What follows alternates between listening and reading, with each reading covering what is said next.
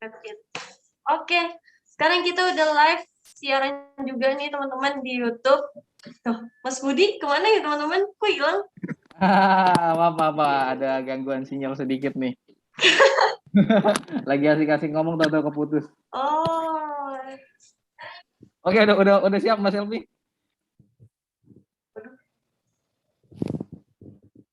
Oke deh. Nah, teman-teman sekalian, selamat datang dan terima kasih udah hadir. Pasti udah pada nggak sabar banget kan untuk acara hari ini. Nah, biar nggak lama-lama ya, Mas Budi, kita langsung kenalin aja nih speaker kita hari ini. Speaker yang keren banget nih. Masih muda, tapi bisnisnya udah mantep dan udah terkenal di kalangan anak muda. Nah, teman-teman yang belum tahu nanti akan jadi tahu dan belajar bisnis bareng. Oke, kita perkenalkan Mas Dida Mariuda. Halo Mas Dida. Halo, assalamualaikum warahmatullahi wabarakatuh. Teman-teman semuanya, Warahmatullahi wabarakatuh. apa kabar? Sehat ya? Sehat-sehat. Sehat ya teman-teman ya. Sehat. Alhamdulillah. Alhamdulillah sehat. Nah, gimana kabarnya Mas Dida? Alhamdulillah baik. Sehat. Udah pernah kena COVID, apalagi ya. Jadi udah pernah ada ceritanya. Oke, jangan Ya. sampai kena lagi ya Mas Jangan Dida kena ya. lagi, udah cukup sekali. Kapok Nggak ya. enak. Ya lumayan lah. Tapi lumayan buat ngurusin badan. Turun 5 kilo gara-gara COVID. Oke, Gimana jangan sampai kabarnya kena lagi. Selfie? Panggilnya Selfie apa Ladi? Selfie. Selfie aja nama Ya. depan. Sama teman-teman ada Mas Budi juga. Ya. Dan teman-teman udah hadir di sini. Iya. Mas Budi, bisnis saya belum sukses Mas Budi, masih banyak belajar. Oh, gitu. Kalau belum sukses udah kebuka berapa gerai? 6 gerai ya seluruh Jakarta. 6 gerai. Alhamdulillah. Ya. Jadi Bang Dida nih berbagi pengalamannya kita bisa share pengalaman dengan kita kan semua di sini nih rata-rata sudah punya usaha. Siap. Ya dari Jackpreneur Jakarta Timur dan sahabat kreatif semuanya kita punya masing-masing punya usaha ada. Kehadiran Mas Dida nih bisa share ilmu-ilmunya nih kepada kita. Ya. Gimana tips dan kiatnya agar terus semangat berusaha di tengah pandemi. Walaupun pandemi tetap berusaha dan selalu memberikan yang terbaik. Seperti itu. Ya, insya Allah. Boleh ntar. Yang paling saya juga akan sharing tentang apa ya, cerita dari Sagale, perjalanan seperti apa dan apa yang saya lakukan. Kemudian apalagi era sekarang kan udah menuju benar-benar bukan menuju ya, malah udah era digital ya. Jadi sebisa mungkin apalagi kita di tengah pandemi gini ya digital udah semakin digunakan banget gitu. Jadi mungkin siapa tahu apa yang bisa saya paparkan nanti bisa menjadi insight buat teman-teman yang sedang menjalankan bisnis pada era sekarang gitu. Yes, betul.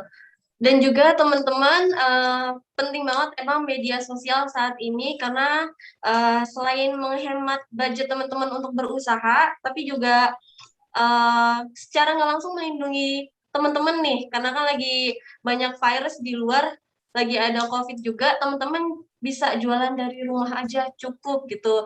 Caranya dengan memanfaatkan digital marketing, yaitu salah satunya media sosial yang nanti juga Mas Dida akan bantu jelasin baiknya gimana bisnis atau jualan di media sosial gitu.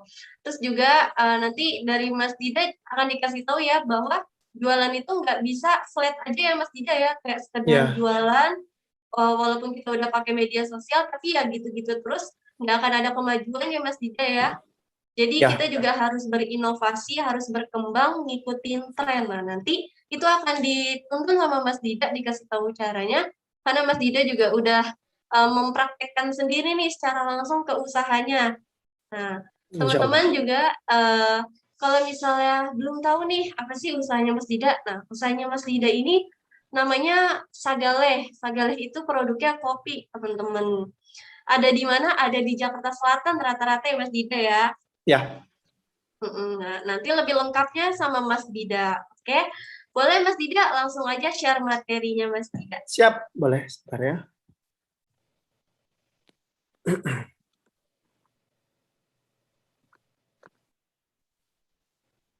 Waalaikumsalam nih teman-teman udah pada nyapa nih di kolom komentar nih Mas Budi. Oh iya. Oke, sudah terlihat? Oke, Oke, udah. udah. Oke, bismillah. Perkenalkan saya Dida Maryuda, co-founder dan co-owner dari Kopi Sagale. Nah, jadi saya sedikit cerita tentang Sagale. Sebenarnya Sagale ini ditemukan oleh 6 orang, itu kita satu keluarga. Saya, istri saya, terus ada kakaknya istri saya, dan sepupunya kakak adik, dan juga suaminya. Jadi kita berenam ini sebenarnya itu orang tua kita memiliki bisnis yang sudah lama banget di Jakarta, tepatnya di Jakarta Selatan, RM Sepakat Blok M, Rumah Makan Padang Sepakat Blok M. Nah, jadi kita sebagai generasi ketiga harusnya memiliki bisnis, menjalankan bisnis itu. Gitu ya, tapi tahun 2017 karena kita belum pernah kerja bareng, jadi kita berenam bikinlah bisnis pembelajaran lah gitu ya, istilahnya bisa coba-coba yang dimana nantinya bisa mensupport si restoran Padang orang tua kami, yaitu ya udah kita bikin yang namanya Sagale. Sesimpel kita berenam suka kopi, terus kita ambil dari bahasa Minang karena biar inline sama bisnis orang tua kami. Kemudian kita waktu itu budgetnya nggak punya gede ya. Secara modal awalnya kita 8 juta dibagi 6 orang, jadi memang kita nggak punya budget yang besar. Terus kita jualannya secara online pada tahun 2017, ini di gang rumah orang tua saya, di Jalan Petogogan. Awalnya konsepnya coffee to go, yang sekarang alhamdulillah Allah memudahkan menjadi coffee shop. Kemudian kita berenam yang awalnya itu benar-benar nggak punya basic cara membuat kopi. Jadi pada akhirnya dari awalnya kita suka dengan kopi, dan sekarang kita benar-benar nyebur nih di dunia perkopian. Nah, bisa dilihat nih rumah jualan kita dulu. Jadi waktu itu kita tadinya mau jualan di kedainya rumah makan Sepakat, tapi karena tempatnya juga nggak begitu besar, jadinya kita memutuskan untuk kita jualan online tahun 2017 di rumahnya orang tua kami di Petogogan. Hanya dengan menggunakan grinder kecil, ini ya cuman bisa masuk paling 200 gram biji kopi, kita gunain moka pot. Kemudian kita gunain juga kompor portable. Waktu itu ada moka potnya kita sediain 5, kompor portable kita sediain 3, dan kita jualan deh, kita bikin kopi itu di situ di rumah ini. Kurang lebih pada tahun 2017 seperti inilah kondisi rumah kita, lalu lalangnya, gojeknya. Alhamdulillah waktu itu karena belum terlalu banyak coffee shop ya yang baru ya, kita pernah hitnya itu jualan sampai 1000 cup per hari pada saat itu. Karena memang secara momentumnya di tahun 2017 awal itu kita masuk dan kita rilis pada waktu yang tepat. Gitu ya. Nah, alhamdulillah perjalanannya dari tahun 2020 kita sudah memiliki 6 toko. Memang 2 toko lagi tutup ya, kayak di Bahu Reksa tahun 2016 itu kita buka di Bandung, setahun habis itu pandemi kemarin kita tutup, dan juga di gedung Telkom Landmark Tower itu juga tutup karena pandemi. Tapi alhamdulillah untuk yang Telkom Landmark Tower itu udah kita pindahkan di Duren 3. Baru aja buka kemarin alhamdulillah, nah tinggal cari yang penggantinya di Bandung. Jadi dalam kita ada 6. Kemudian ada 1 proyek yang lagi ongoing di luar Pulau Jawa. Insya Allah akhir tahun kita buka. Kemudian di target marketnya Sagale kurang lebih seperti ini. Jadi memang kita mencari target market itu yang umurannya sekitar di umur 23 tahun sampai 35 tahun dengan irisan target market 40 tahun, paling tuanya dan paling mudanya itu adalah umur 20 tahun, seperti itu. Mereka anak kuliahan, mereka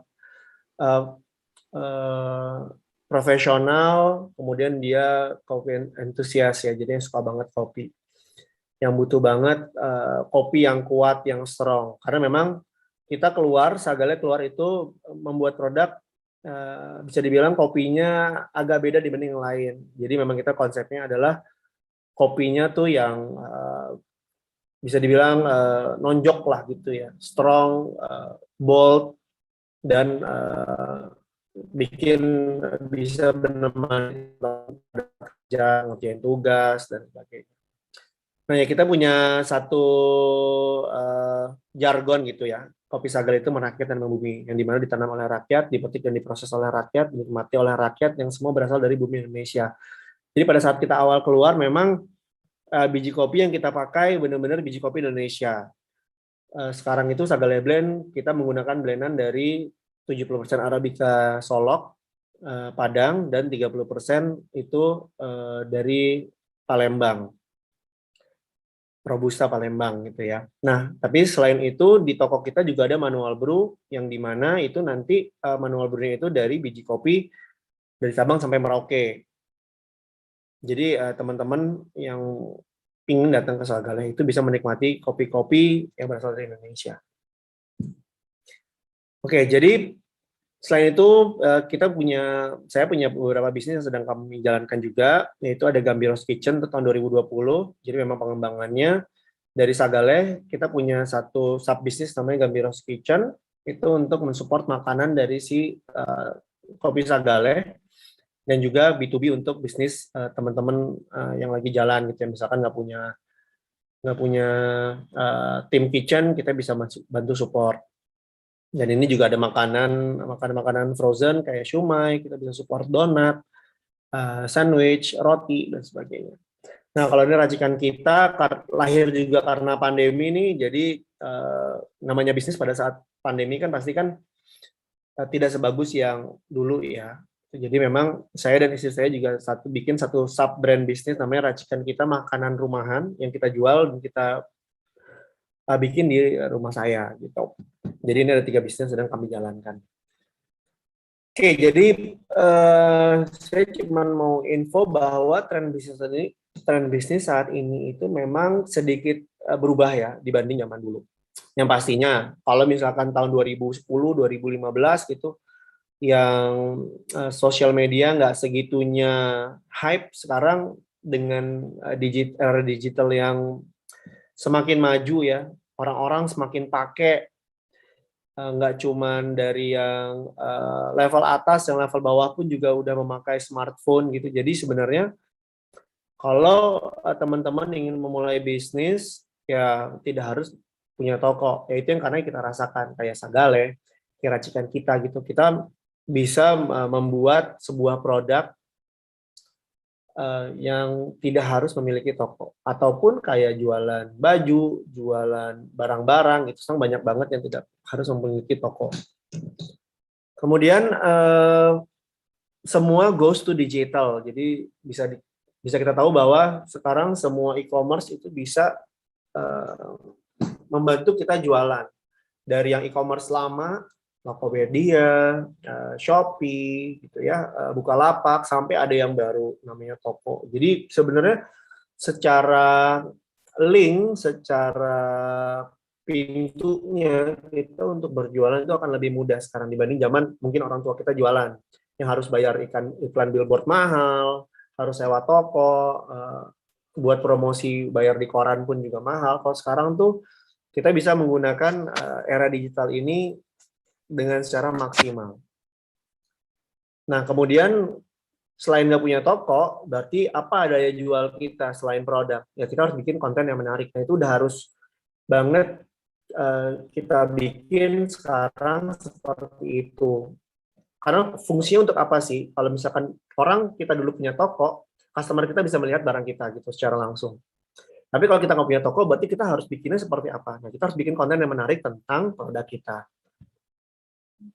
Nah, terus perubahannya apa aja sih masyarakat di era pandemi? Yang pastinya lebih banyak waktu di rumah, lebih sering ya. Jadi udah mulai banyak jarang yang keluar gitu, atau lebih banyak di rumah untuk seminggu sekali baru keluar untuk weekendnya, tapi lebih banyak di rumah. Kayak orang ngantor juga sekarang banyak di rumah, work from home gitu ya. Apalagi ada beberapa brand-brand besar sekarang udah memperbolehkan karyawannya itu kerja di rumah. Gitu. Jadi waktu di rumah lebih sering. Kemudian kebutuhan primer balik lagi ke makanan, minuman, kesehatan gitu ya. Untuk barang-barang ada tapi mungkin itu jadinya sekunder. Udah mulai virtual. Jadi banyak juga orang meeting virtual gitu ya. Kemudian ketemu kadang juga virtual ya kan, kita ngobrol-ngobrol virtual. Jadi memang pola perubahannya tuh banyak banget di masa pandemi.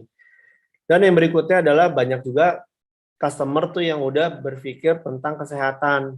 Jadi misalkan sekarang banyak juga minuman-minuman yang udah tidak menggunakan susu, pakai soy gitu ya, pakai almond milk, terus makanannya nggak pakai micin atau sebagainya. Nah itu udah mulai banyak tuh sekarang, apalagi gara-gara era pandemi ini.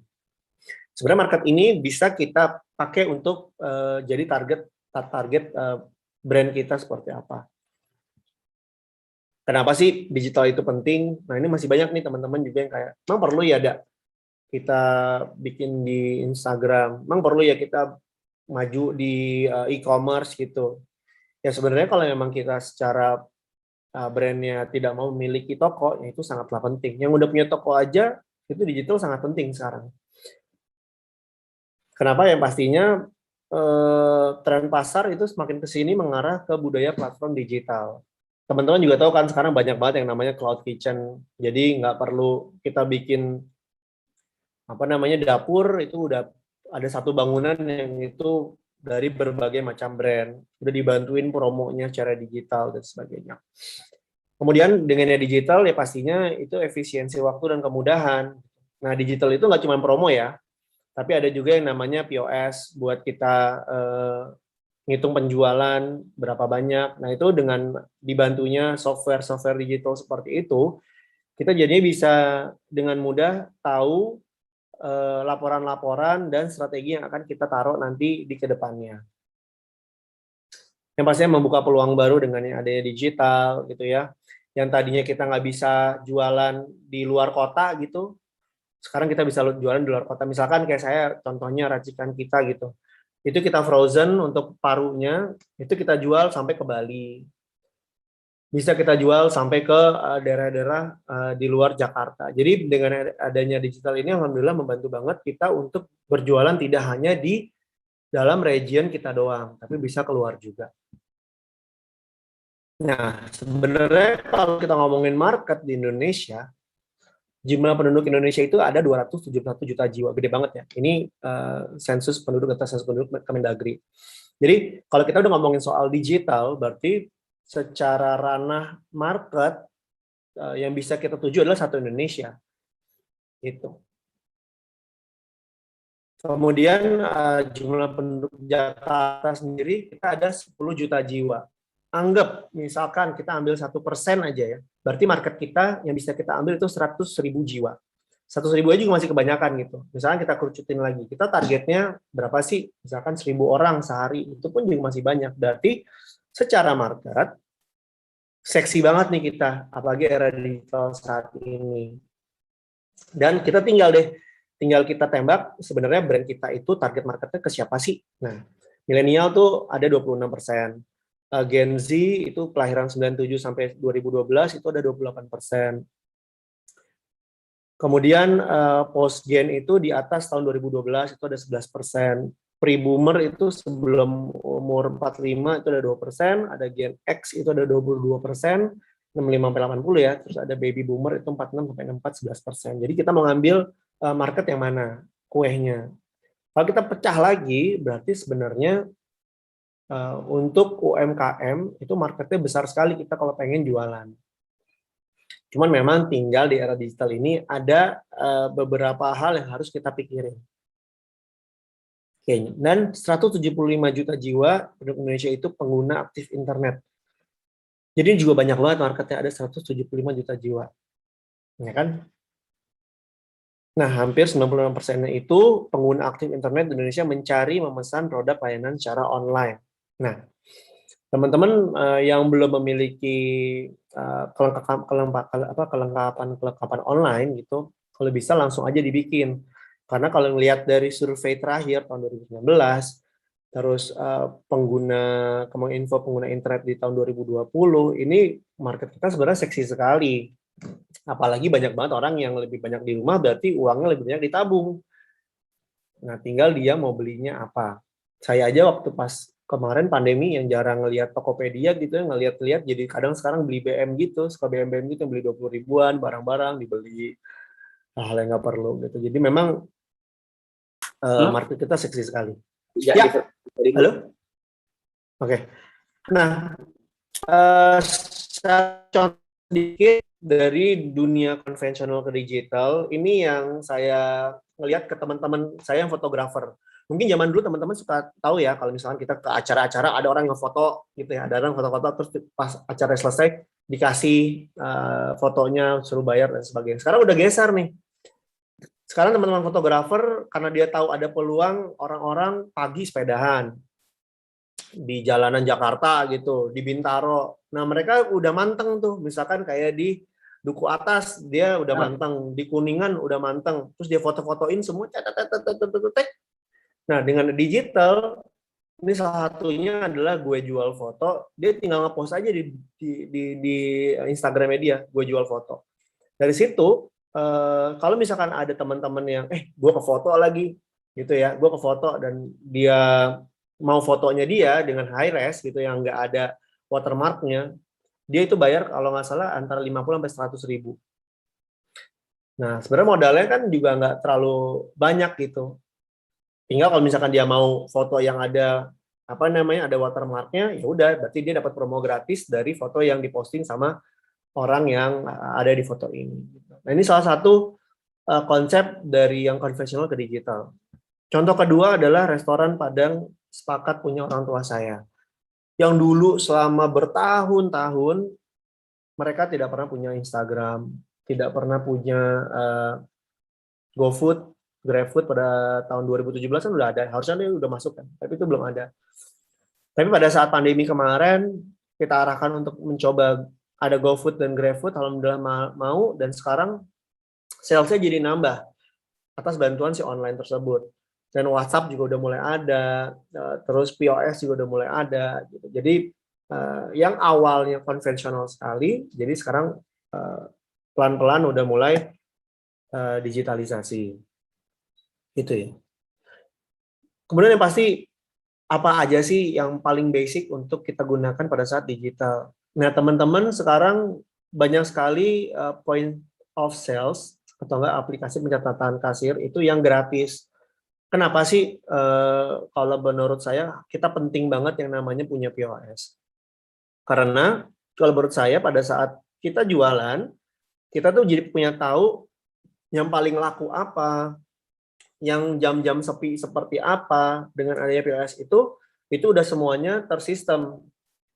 Jadi kita bisa narik, misalkan kita buka dari jam 9 pagi, tutup jam 5 sore. Dari jam 9 pagi sampai jam 5 sore, itu akan ada apa kejadian-kejadian pada saat pencatatan atau penjualan produk kita. Coba bayangin kalau misalkan teman-teman masih pakai bon. Oke, bon sekian, ditulis. Penjualannya apa, terus tanggalnya berapa. Tiap malam teman-teman pasti ngerekap kan tuh, karena pengen tahu, yang paling laku apa ya, apakah ayam bakar, apakah ayam bawang, kayak gitu. Tapi kan kita capek kalau misalkan nulis-nulis terus. Nah, dengan adanya POS ini membantu banget kita untuk mengatur strategi. Misalkan saya gitu di Sagale, saya tinggal ngeliat tuh di akhir tutup toko, oh salesnya dapat berapa sih? Oh sepi nih, sepinya di jam berapa? Saya cek lagi, klik di bagian-bagian jamnya. Oh ternyata sepinya dari jam 1 siang sampai 5 sore. Habis tiba-tiba ada hujan nggak ada sales sekali. Nah dari situ tuh saya bisa ngatur strategi. Misalkan, oke, di tanggal 10 ternyata memang selalu drop. Jadi saya lihat lagi di bulan lalu tanggal 10-nya. Oh, ternyata tiap tanggal 10 drop. Ya udah kita bisa bikin yang namanya strategi promosi di tanggal 10. Nah, ini penting banget untuk teman-teman biar bisa lebih cepat mengembangkan bisnis teman-teman. Jadi tahu tuh apa sih gue salahnya, apa sih jam kosongnya yang paling laku, apa sih yang nggak laku, apa sih. Nah, kita bisa tahu tuh dari situ. Dari POS itu, dari sistem ini.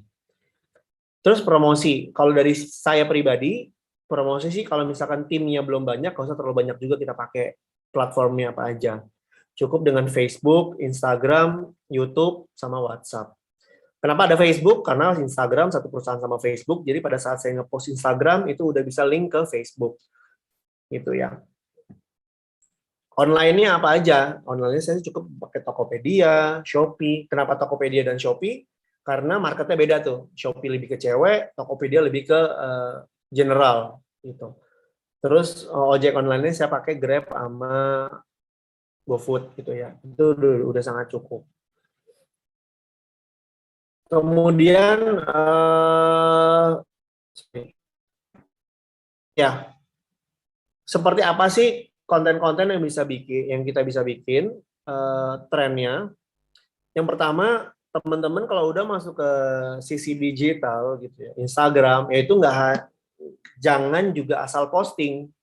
Coba kita memposisikan kita customer. Kalau misalkan ada satu brand produk yang dimana fotonya asal-asalan, nggak dipikirin angle-nya fotonya gimana, setelah itu nggak dipikirin editingnya, fotonya gambarnya seperti apa, tone color-nya seperti apa, ya orang pasti kita ngelihat nggak tertarik dong. Karena anggap aja si Instagram ini adalah toko kita, gitu ya. Jadi secara presentasi, secara apa yang kita paparkan harus semenarik mungkin.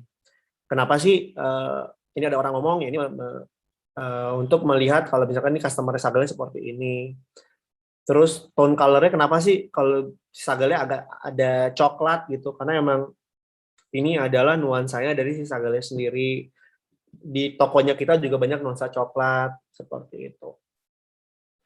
Terus kalau ngeliat dari sepakat, ini siapa sih dia? Ini adalah nenek kami yang pertama kali banget memiliki menjalankan sepakat Blok M.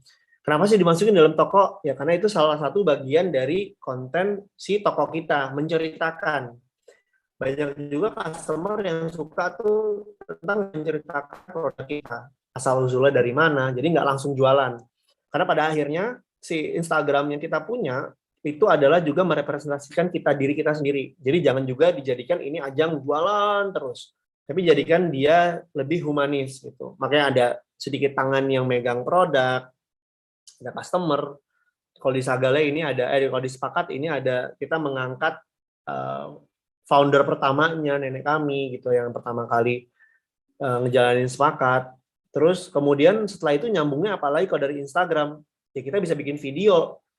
Ini kan misalkan bikin DIY gimana sih cara bikin ayam tim jahe atau enggak gimana sih caranya bikin misalkan atau enggak ngejahit celana bolong, ya itu bisa aja. Jadi teman-teman memang pada saat kita udah memasuki era digital yang semakin maju, semakin cepat gitu ya, ya platform ini yang harus kita juga salah satu fokuskan gitu. Kalau misalkan kita pengen bisnis kita lebih berkembang lagi. Nah terus selain ngomongin kontennya, apalagi sebenarnya yang bisa mengangkat yang namanya brand kita naik gitu. Awareness-nya lebih naik lagi. Ya kita bikin kolaborasi. Kolaborasi itu pun juga nggak harus selalu dengan brand yang besar. Karena semakin kita brandnya semakin besar, insya Allah brand besar akan ngelihat juga. Nah, kalau bisa dilihat dari sini, kemarin tahun lalu Sagale berkesempatan bekerja sama dengan Slim Fit Cookies. Kita bikin bundling produk. Kemudian kita kerjasama dengan Kaf, salah satu sub-brandnya Wardah, kita kerjasama bikin giveaway produk gitu ya. Kemudian ini yang sebelah kanan, yang teh ini, teh rempah, ini kita kerjasama dengan UMKM, dia bikin teh rempah, kita kerjasama ngeriset bikin satu produk baru barengan gitu. Kemudian yang di bawah ini Sagale kerjasama dengan komunitas sepeda namanya Klub Baik-Baik. Pada saat sebelum pandemi kita kerjasama bikin riding bareng, event di rumah Sagale. Habis itu kita bikin jualan-jualan sepeda gitu ya, produk-produk. Dan ini berlangsung sampai sekarang ya. Kemarin kita bikin charity ride barengan sama CBB 300 kilo dari Tangsel ke Anyer, balik lagi ke Tangsel. Jadi kolaborasi tersebut yang bisa menguatkan brand kita. Kemudian kita bikin promo, kalau Sagale selalu ada juga promo-promonya. Tapi ingat, pada saat kita bikin promo, kita harus bikin yang namanya HPP dengan benar. Jadi kadang banyak tuh UMKM yang gue dapat bikin marginnya dikit aja deh, misalkan lebih kurang dari 100% gitu marginnya. Tapi mau main promo di 50%, 70% itu akan susah. Jadi balik lagi sebelum tarik garis ke sini, ke bagian digital, ke promosi, hitung lagi HPP dengan benar. Ambil untungnya berapa sih, dan sebagainya. Kemudian kita bikin bundling juga, donat, beli kopi susu dapat donat. Nah, hal-hal kayak gini nih, kalau dengan ada POS gitu ya, kita jadi tahu, ada yang sistem kita jadi tahu. Misalkan, oh kopi susunya jalan banget nih, tapi si donat coklat nggak begitu jalan. Ya udah, dari laporan tersebut kita bikin bundling. Jadi donatnya paling nggak untung dikit, kopi susunya bisa ngebantuin si donatnya, seperti itu.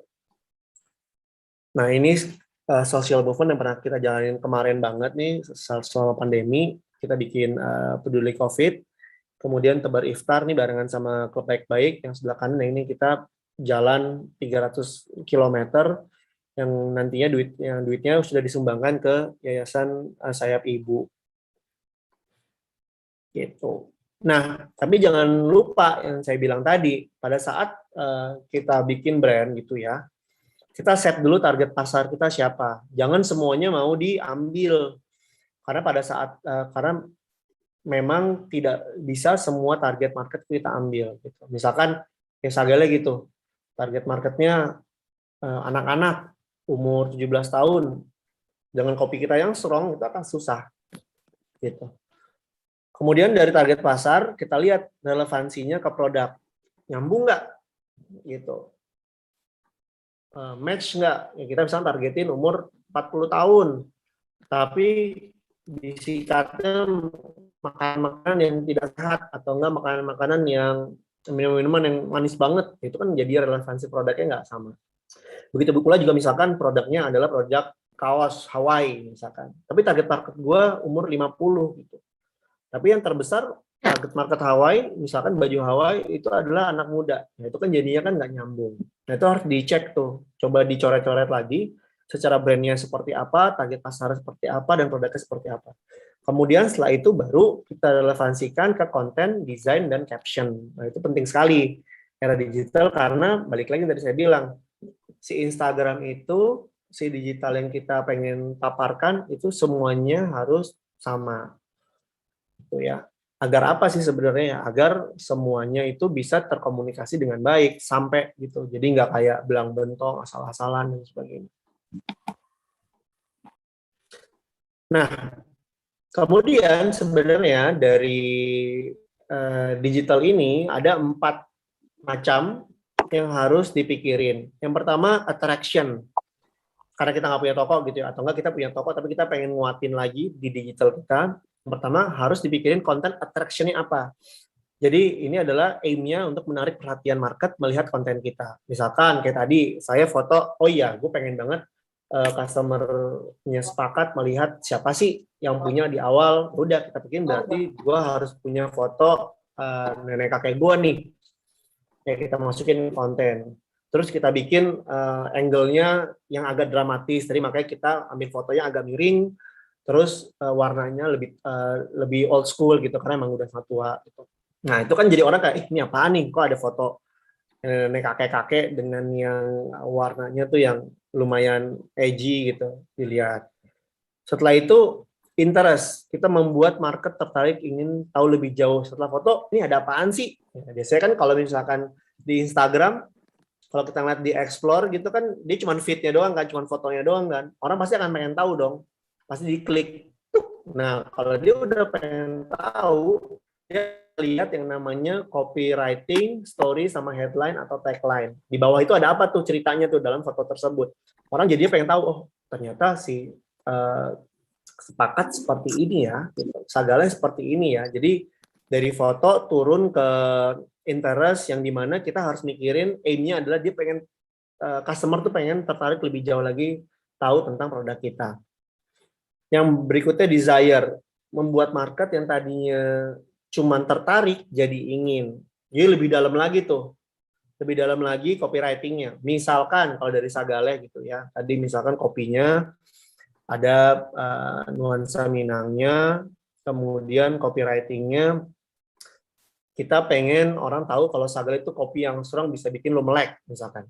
Nah, orang kan jadi pengennya tahu lebih dalam dong. Nah ini habis itu kita bikin copywriting-nya lebih dalam, lebih jelas lagi, dan ajakan untuk beli. Jadi pada saat itu, misalkan kopi strong, orang kalau mikir kopi strong, apalagi nih dalamnya, itu langsung kita jelasin di bawahnya secara captionnya gitu, kayak 70% Arabica dari Solok dan 30% pagar alam dari Palembang. Dengan di roasting medium to dark yang akan memberikan rasa bla bla bla bla bla. Itu kan orang akan lebih berimajinasi kan, kayak, ini kopinya kayaknya bener-bener unik nih rasanya, beda dari yang lain nih. Udah habis itu diajak untuk jangan lupa yuk sagaleh dulu, misalkan itu kan ngajak tuh. Setelah ngajak, habis attraction, interest dan desire, habis itu kita bikin yang namanya terakhir actionnya, informasi untuk customer, gue pengen beli. Di bawahnya kasih tahu deh, bisa didapatkan di kedai ini, atau langsung aja ke GoFood. Nah, kita bikin namanya call to actionnya seperti apa kayak gitu. Jadi sebenarnya konten yang kita suguhkan simple banget, 4 ini doang: attraction, interest, desire, sama action. Jadi kadang banyak orang yang udah terlalu pusing kayak, aduh gue bikin apa ya, cuman foto masukin harga 15.000 gitu doang. Ya, orang sih tahu ya kalau kita balikin lagi, kalau kita sebagai customer itu akan gitu doang. Orang akan lebih ke oh ya udah skip. Karena kita pengen bikin bisnis itu kan yang sustainable kan, yang panjang. Ya secara detailnya juga harus dipikirin karena memang era digital ini memang banyak sekali kemudahannya, tapi saingannya pun juga banyak. Nah ini tantangannya. Yang era digital, coba deh teman-teman perhatiin. Era pandemi, yang tutup banyak kan ya, toko-toko. Tapi yang buka juga banyak. Jadi, era pandemi ini menurut saya sih seru sekali gitu ya. Buat kita lebih kreatif lagi gimana caranya brand kita tuh bertahan. Jadi era digital itu emang benar-benar banyak banget yang brand baru. Misalkan kita bikin sesuatu, dia tinggal ngelihat dan mengcopy itu juga banyak gitu. Persaingan harga gitu ya, misalkan kita jual kopi susu kayak sagaleh gitu 20.000, ada yang jual di bawah itu juga banyak. Tapi memang pada akhirnya produk itu kan bisa ditiru, tapi apa yang kita punya itu belum tentu sama 100%. Terus persiapannya juga banyak, yang tadi saya bilang gitu ya.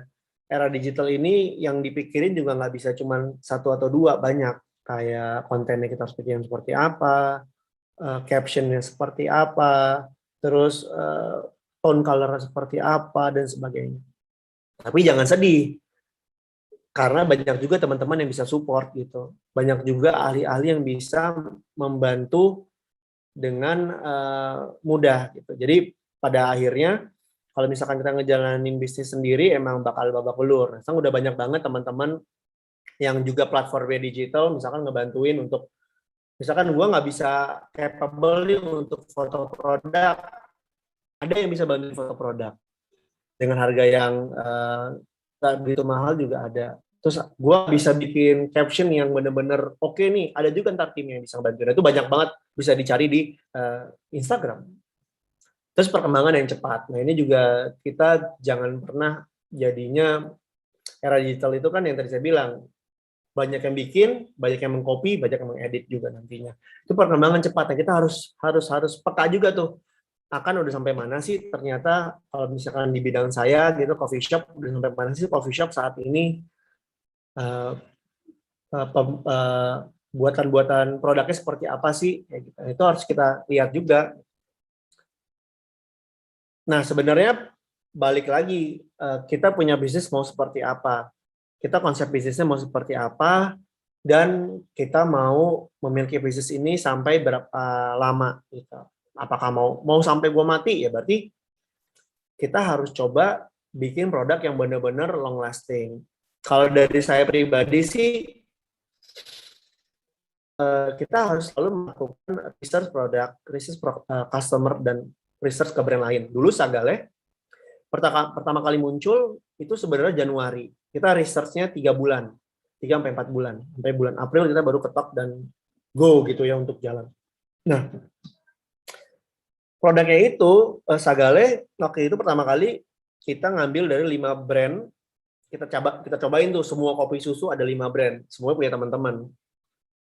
Kita cobain, kita turunin lagi, kita pengen bikin yang seperti apa. Kita mulai research tuh dari biji kopinya seperti apa, terus kita gulanya nggak pakai gula aren, kita pakai gula racikan keluarga dari Sepakat, itu kita bawa, jadi biar jadi otentik, sama kita pakai gula Jawa, itu pun yang kita research sendiri. Terus kita setelah produk udah jadi, kita research customer. Waktu itu sih kita cuman bikin berapa sampel produknya Sagale, kita sebar ke teman-teman terdekat, dan kita lihat minta masukannya seperti apa. Nah, harus seperti itu kita bikin produk. Jadi jangan main asal buat kalau menurut saya. Karena sayang kalau misalkan kita main asal buat, asal kopi, asal sama, ya berarti kita perbedaannya sama mereka apa. Kan kita pengennya punya brand itu kan yang memiliki daya jual kan. Nah, itu harus kita pikirin. Nah, unique selling point-nya apa? Gitu. Kalau Sagale, unique selling point-nya pasti ya kita gulanya produksi sendiri. Terus kopinya pakai kopi Solok, belum ada, kalau menurut saya jarang yang pakai kopi Solok gitu ya untuk jadi blendan espresso. Apalagi nama brand kita Sagale, jadi itu udah inline banget sama si Sagale. Kemudian kalau Sepakat masih dimasak dengan kayu bakar, itu unique selling point dari si Sepakat. Dia punya yang namanya gazebo lemak daging itu ya dibikin gulai, yang dimana nggak banyak restoran Padang yang punya gazebo gitu. Jadi teman-teman punya produk tuh unique selling point-nya apa? Karena itu yang bisa dijual nanti di twisting untuk kita jadikan konten di digital kita. Pricing, menurut saya pricing mahal masalah. Kenapa? Tinggal nanti kita kasih tahu, misalkan memang kita pakai premium bahan baku gitu ya, itu jadikan sebuah konten kita bahwa bahan dasar kita adalah premium. Jadi bisa dibilang rasanya seperti ini. Jadi jangan juga termakan harus selalu jual murah.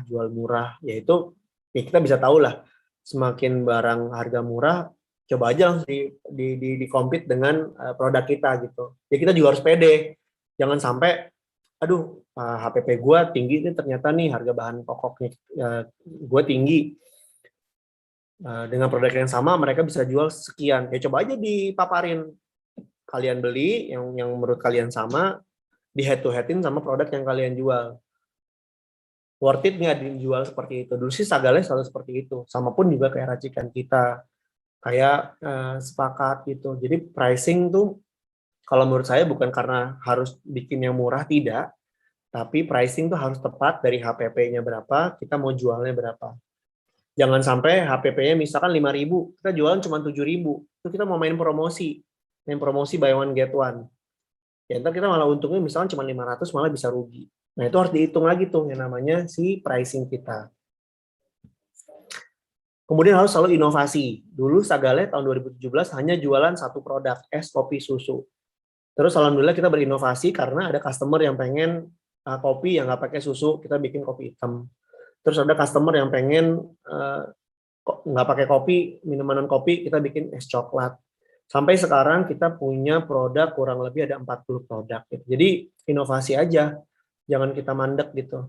Memang sih pada akhirnya yang dicari adalah yang original gitu ya, yang basic. Tapi paling enggak inovasi-inovasi itu bisa memutus kebosanan customer. Misalkan kalian udah punya yang namanya loyal customer gitu, yang tadi beli kopi susu, kita bikin kopi Milo. Untuk apa? Untuk orang yang pesan kopi susu bosan ya belinya kopi Milo, atau kita bikin kopi susu matcha, atau kita bikin susu kurma kayak gitu. Jadi inovasi itu yang membuat orang kayak gue sebenarnya kabar sama Sagale, tapi kalau misalkan cuman ada produk kopi susu gue bosan. Nah itu jadi biar bisa balik lagi. Kemudian place, tempat gitu ya, yang tadi saya bilang memang sih kita tidak harus punya toko, tapi era sekarang tempat itu, apalagi teman-teman yang mau jualan pengen ada misalkan offline store-nya gitu.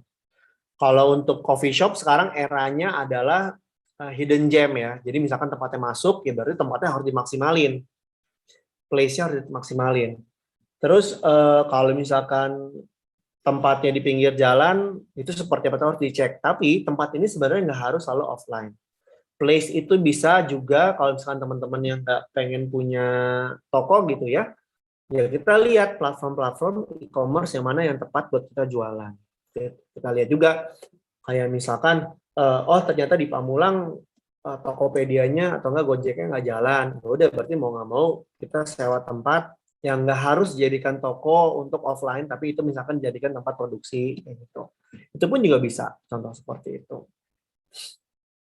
Kemudian tadi marketing tools dipilih aja, itu bisa macam-macam dari digital, dari community, sama relation. Relation itu seperti apa? Ya, kadang kita kalau udah ngomongin marketing, pasti nanya dong, budgetnya berapa ya? Gitu. Kalau dari kita sih, normalnya adalah 10% dari omset. Tapi kalau misalkan nggak punya 10% dari omset, itu juga nggak masalah, jangan sedih. Karena pasti kita punya teman dong, ya kan? Kita punya teman, kita tinggal di sebuah komplek perumahan dan sebagainya, itu bisa dijadikan sebuah marketing. Kenapa? Karena dulu waktu Sagale, pertama kali kita pun juga berenam ngelisin teman-teman kita siapa aja, followersnya yang banyak siapa aja, dari situ langsung kita boost, kita kirim produk kita.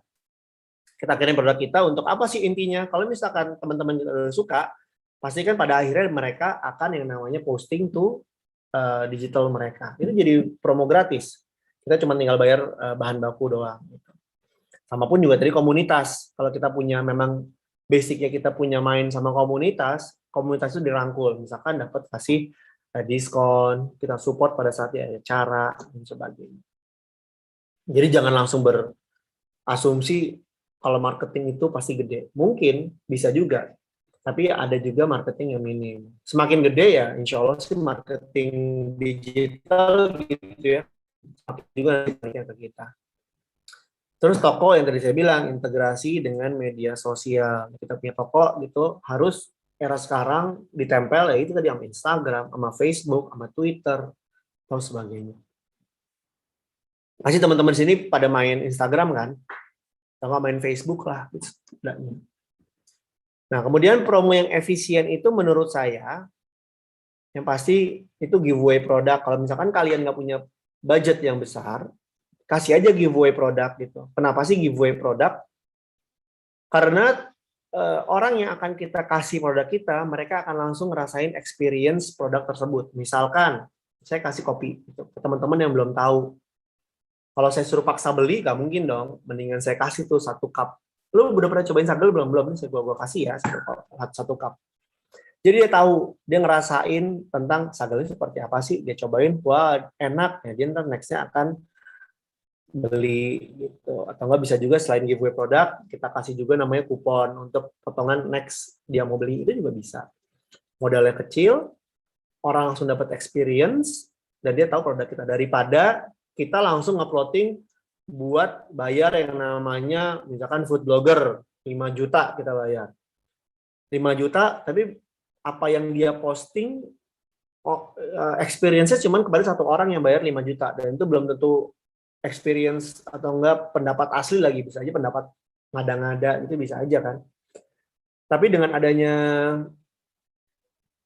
apa namanya kita pilihin siapa aja yang mau kita kasih, yaitu akan mereka langsung dapat experience ya. Misalkan dengan kita budgetnya 5 juta juga gitu.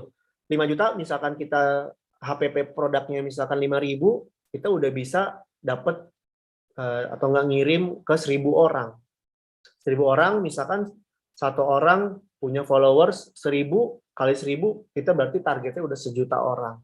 Nah, hal-hal yang seperti ini gitu ya, itu nggak perlu yang namanya budget besar.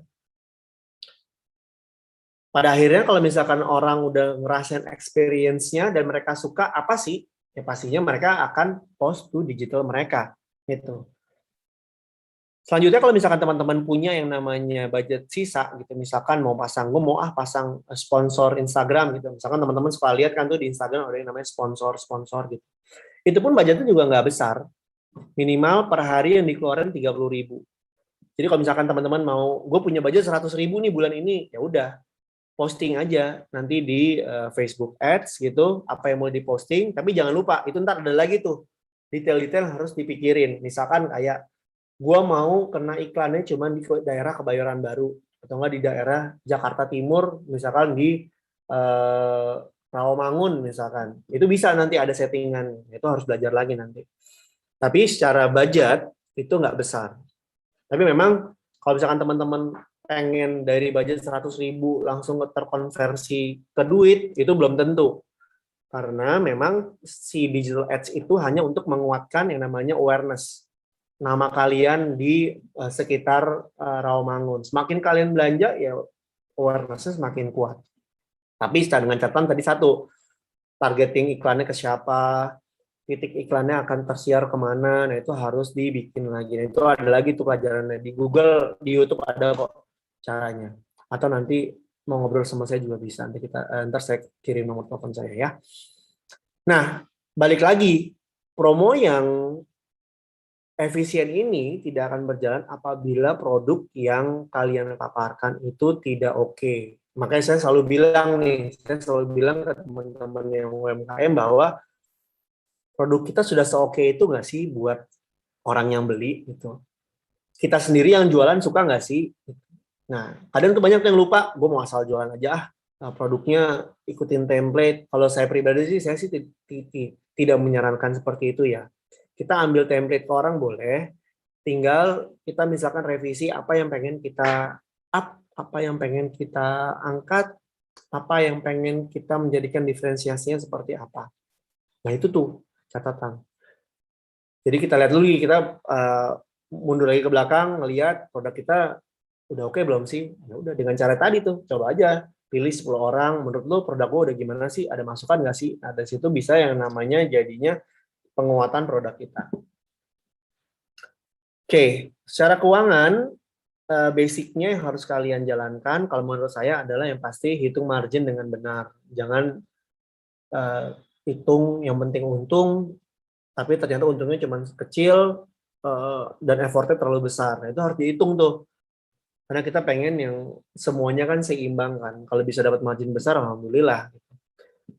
Nah, dengan margin yang besar, itu bisa lebih mainin promo lebih baik, lebih banyak gitu. Misalkan kayak diskon 70%, diskon 50%, buy two get one. Dengan margin yang benar, ya kita bisa dapetin hitung-hitungan yang bagus gitu. Nah, coba hitung lagi marginnya dengan benar. Kemudian jangan pernah menggabungkan tabungan bisnis dengan tabungan pribadi, karena kalau udah kecampur itu pasti pusing. Yang tadinya uang buat beli bahan baku, dibeliin uang buat beli popok, nah gitu kan jadinya pusing tuh. Nah itu jangan sampai terjadi lah. Jadi emang udah paling tidak harus dipisah lah tuh kalau menurut saya secara tabungan ya. Kemudian menghitung pengeluaran bisnis dengan benar. Kadang kita selaku business owner tuh pengennya tuh jor-joran. Misalkan gue pengen punya toko internetnya super cepat, tapi secara tamu nggak begitu banyak. Nah itu harus dihitung tuh. AC ini kalau punya toko ya, atau enggak kalau misalkan jualan dari rumah, ya udah pengeluarannya coba diiprit-iprit. Kalau misalkan pembelinya belum terlalu banyak, ya udah kita hitung aja per yang terjual berapa gitu. Kayak racikan kita gitu ya, kita selalu beli pengeluarannya itu pada saat teman-teman pesan. Jadi emang kita buka PO, kita lihat secara marketnya ada berapa yang terjual, kita baru kita beli gitu. Jadi itu harus dihitung. Jadi jangan juga aku mau beli buat sebulan bahan bakunya karena lebih murah, tapi nggak jalan, ya itu jadi waste, malah jadinya rugi. Nah nggak apa-apa kita lebih mahal sedikit, tapi paling nggak duitnya muter gitu. Nah balik lagi nih, makanya hitung margin dengan benar, balik lagi ke atas gitu ya. Kemudian pengalokasian dana yang dibutuhkan dan dana tak terduga. Ini kalau misalkan udah bisnis yang udah semakin besar, ini perlu banget nih dana tak terduga nih.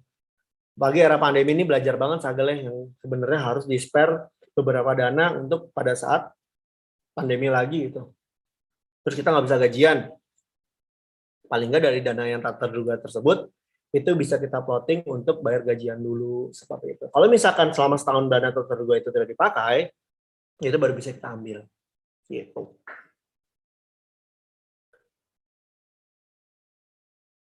Udah, jadi sebenarnya itu yang tadi bilang, biaya relatif kecil. Kalau emang nggak punya toko, kalau fokus cuma di online doang. Modal nggak begitu besar gitu ya. Kalau emang kita mau hanya online doang.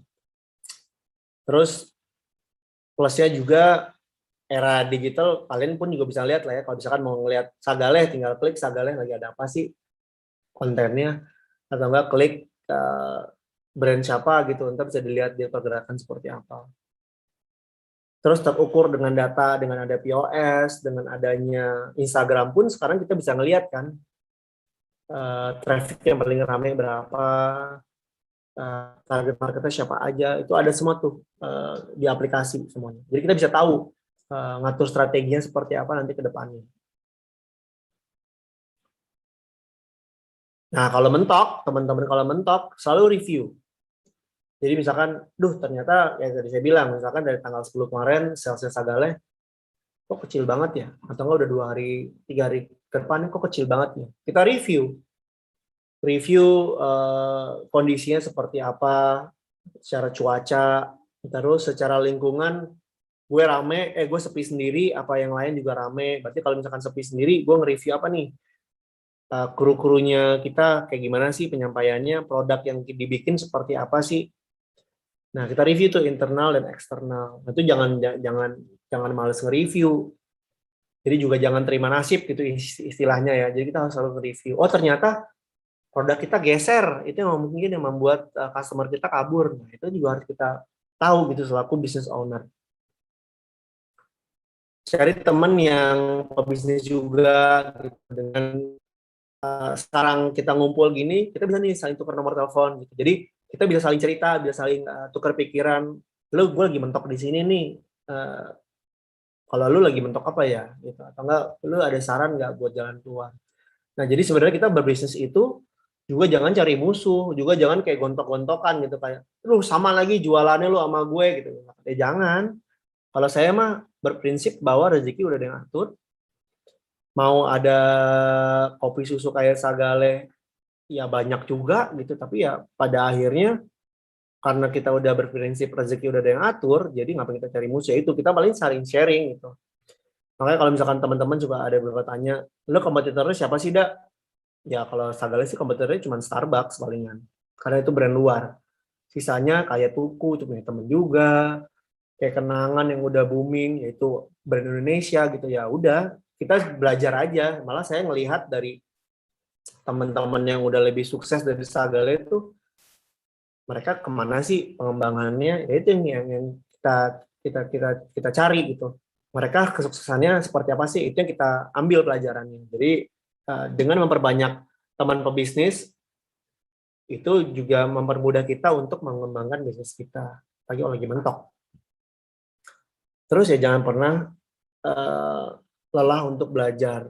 Karena pada akhirnya pada saat kita berbisnis, ya kayak saya gitu ya, saya nggak pernah tahu yang namanya kopi gitu. Dunia kopi nggak tahu. Saya cuma tahu cappuccino dan latte sama kopi sachet yang diseduh pakai air panas gitu. Tapi pada akhirnya karena saya mendalami kopi, mau saya belajar terus gitu tentang kopi. Sampai sekarang pun juga masih belajar sih gitu.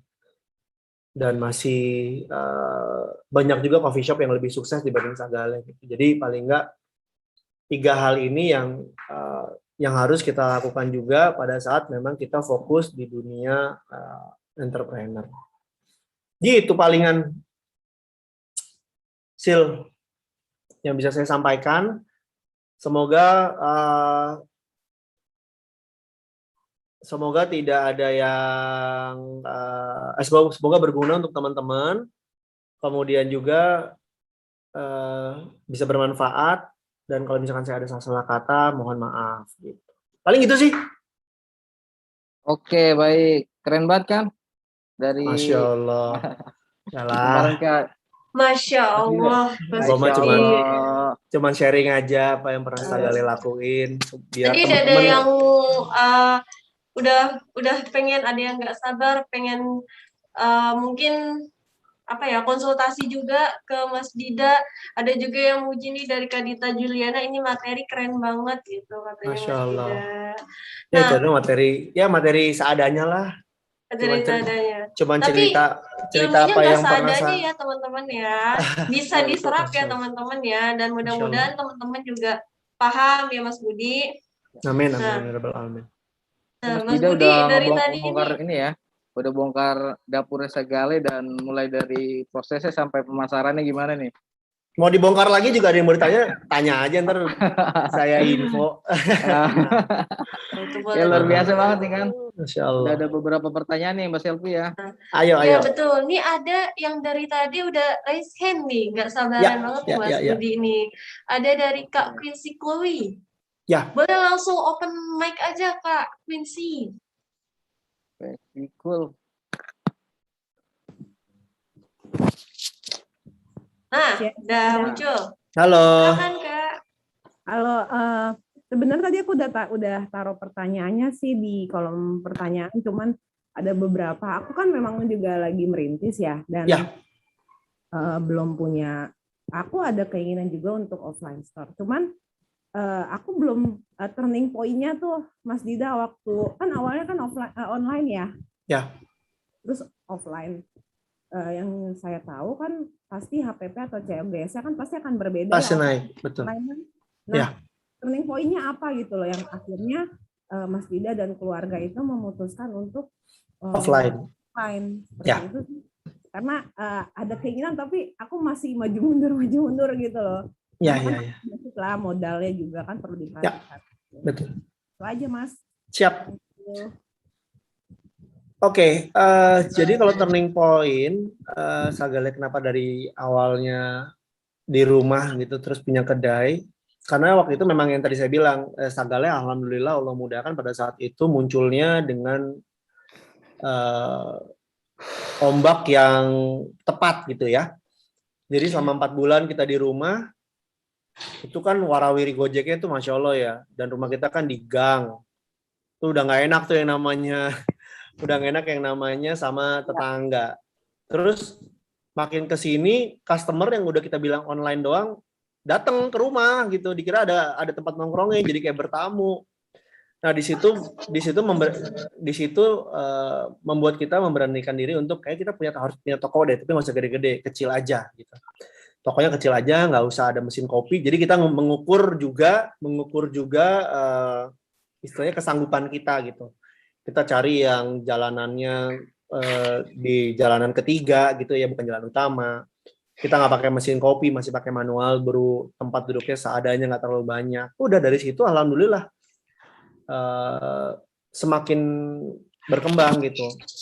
Terus kita jadi bisa dapat insight dari customer kita. Jadi tadi Mbak Quincy kalau misalkan emang udah mau melanjut ke istilahnya itu step berikutnya gitu ya, punya offline store.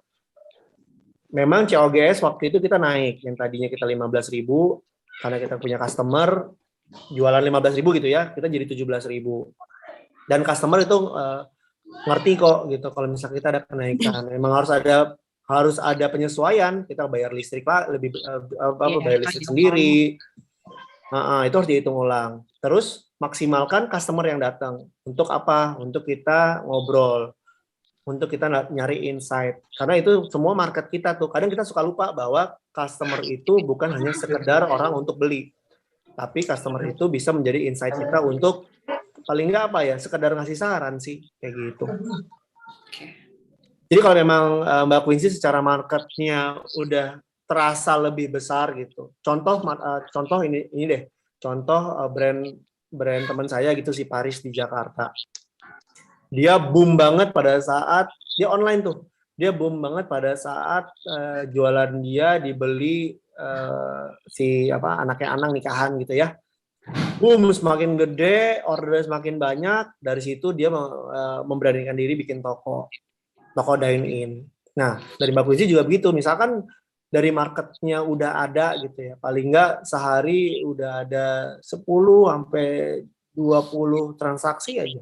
Sebenarnya nggak masalah, tapi memang nanti kita harus pikirin lagi apalagi yang mau dijual. Kalau misalkan Mbak Quincy udah punya toko, gitu, nggak cuma satu produk dong yang dijual kan, tapi apalagi misalkan dijual home-nya, dijual kenyamanannya, dijual ada selain satu produk ambience-nya kayak gitu. Karena era sekarang orang jualan toko tuh jualan ambience sih. Tahun 2017 sebelum itu orang emang nongkrong di coffee shop. Tahun 2017 sampai 2018 eranya coffee to go. Nah, 18 terakhir sampai sekarang itu saya ngerasain orang udah balik lagi nge-cafe istilah gitu, nge-coffee shop, tapi dengan harga yang sekarang nggak begitu mahal. Kalau dulu kan kita kalau ke coffee shop pasti harus ngeluarin duit paling enggak 40.000 lah ya kan, era sebelum tahun 2017 gitu. Tapi sekarang orang ke coffee shop dengan tempat yang kekinian, nyaman gitu ya, rindang-rindang, pohon hijau. Tapi dengan belanja cuma 25.000 gitu. 30.000, ya kan? Iya. Gitu. Jadi memang kalau emang Mbak Quincy udah mau memberanikan diri bikin offline store, apalagi nilai jualnya yang mau ditonjolin gitu. Iya. Setuju sama Mas Dida. Emang sekarang coffee shop juga jadi tempat pelarian juga nih, karena kan zamannya WFH apalagi ya kan. Bener. Yang bosan di rumah dia larinya work from ke coffee cafe. shop. Iya, work from cafe. Nyarinya yang banyak colokan, ada Betul. wifi kenceng, terus tempatnya nyaman, ada Betul. smoking room juga. Nah itu pasti. Itu tinggal.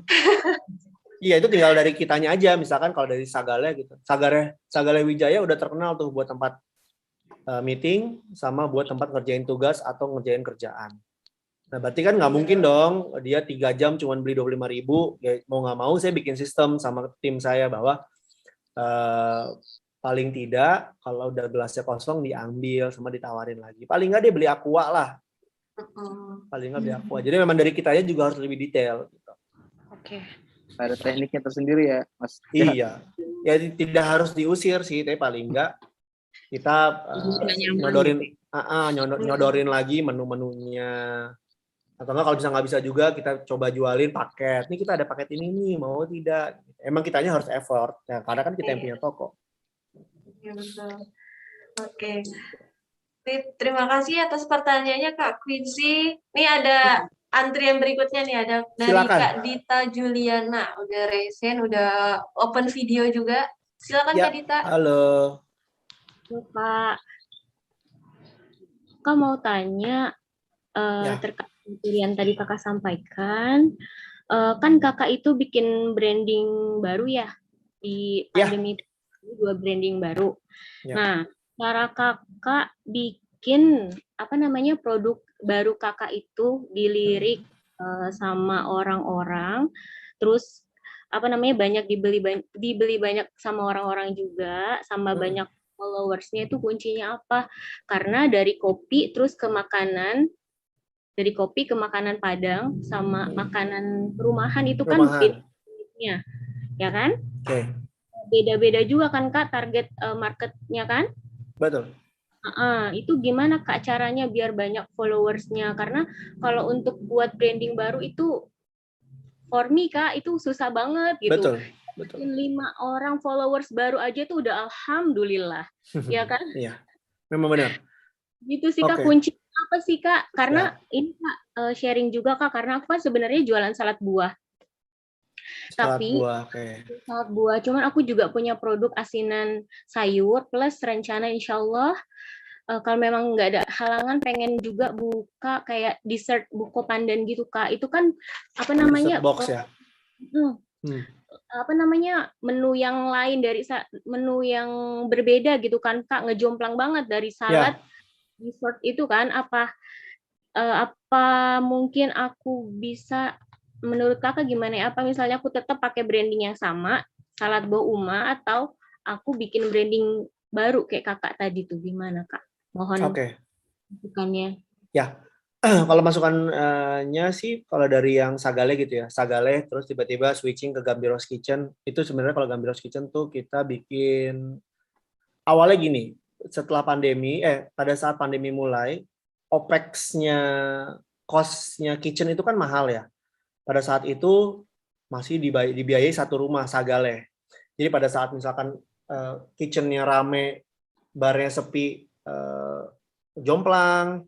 Terus pada saat barnya rame, kitchen-nya sepi, jadi pemasukannya bar membiayain si kitchen. Nah itu pada saat itu kita belah tuh bisnisnya, jadinya bar sendiri, yaitu atas nama Sagale, dan kitchen itu harus bisa produksi sendiri, gitu ya. Kenapa kita bikin siomay? Jadi kalau misalkan yang Padang itu belum kita pegang. Jadi kenapa siomay sama donat pilihannya? Itu adalah kita research-nya bahwa yang paling banyak orang nge-search di Google apa sih di Indonesia? Ternyata munculnya 2 itu, siomay sama donat. Nah, karena siomay dan donat itu bisa istilahnya bisa ngesap menjadi makanannya Sagale, dari situ kita startnya. Oke. Nah, kemudian marketnya tetap nggak ada jauh beda kalau di si Gambiros Kitchen. Itu sebenarnya emak-emak muda yang doyan makan sih. Itu masih ada masuk di Sagale gitu ya, masih ada irisan Sagale. Nah, gimana caranya tadi naikin followers lah, paling nggak usah banyak-banyak dulu, 100 gitu lah ya. Yang pertama, ya itu tadi saya pertama kali bilang, kita bikin aim produknya dulu, dimaksimalin gitu. Nah, kalau tadi Mbak Dita secara produk gimana? Misalkan salad buahnya dari Mbak Dita sendiri sama lingkungan Mbak Dita itu ada input apa enggak? Pakai buahnya seperti apa? Terus toppingnya seperti apa gitu ya. Nah, dari situ untuk naikin followers, kalau salad buah kan memang niche banget ya, bisa dibilang orang-orang yang udah arahnya udah ke healthy food lah ya. Kalau salad buah tuh saya nggak kena tuh target marketnya kalau buat saya pribadi, karena saya nggak begitu suka salad. Nah, Mbak Dita dengan produk yang benar-benar tertuju banget cari teman-teman yang suka salad. Dari situ pertama kalau saya selalu bilang cari paling gampang teman dulu deh, teman dan keluarga. Dari situ minta dibantu posting kalau emang suka, karena kan secara istilahnya secara cost kan lebih murah begitu kan ya. Itu. Nah, kemudian sarannya kalau misalkan Mbak Dita mau bikin produk lain, memang sih ini ada 2 cara kalau menurut saya. Yang pertama, tiap brand itu naik sendiri-sendiri, misalkan salad buah by Uma ya tadi ya. By Uma, terus misalkan ada asinan by Uma, atau yang tadi yang terakhir dessert box by Uma. Dessert box lah anggap ya. Atau bisa ditarik ke atas itu misalkan makanan enak by Uma misalkan gitu ya, ditarik ke atas tuh, kayak misalkan contohnya racikan kita. Kalau misalkan Dita lihat gimana maksudnya Kak, mohon maaf, kenapa sorry, ditarik ke atasnya maksudnya gimana? Jadiin satu brand. Jadiin satu brand. Nah, jadiin satu brand misalkan gitu, kayak contohnya racikan kita itu di bawahnya ada macam-macam tuh isinya. Ada dessertnya, premium dessert, ada makanan rumahannya kayak paru, kayak dendeng, kayak rendang. Nah itu tapi kita nariknya racikan kita. Bisa juga mau ya sendiri-sendiri kayak tadi salad. Berarti kan kendalanya adalah pada saat ditarik sendiri harus yang sejenis dong, atau enggak yang semarket. Misalkan tadi salad buah, nah saladnya larinya kemana aja nih? Apakah ada salad buah, ada salad sayuran, habis itu ada salad yang digabung dengan misalkan potongan ayam, itu harus dipikirin. Nah, gimana untuk naikin followers? Ya, sebenarnya sesimpel kalau mau dapat masukannya adalah yang tadi saya bilang, Mbak Dita bisa bikin giveaway dengan syarat nanti dia follow gitu. Karena sekarang followers yang banyak juga nggak jaminan kok. Iya sih. Yang penting sebenarnya kan sekarang kan traction,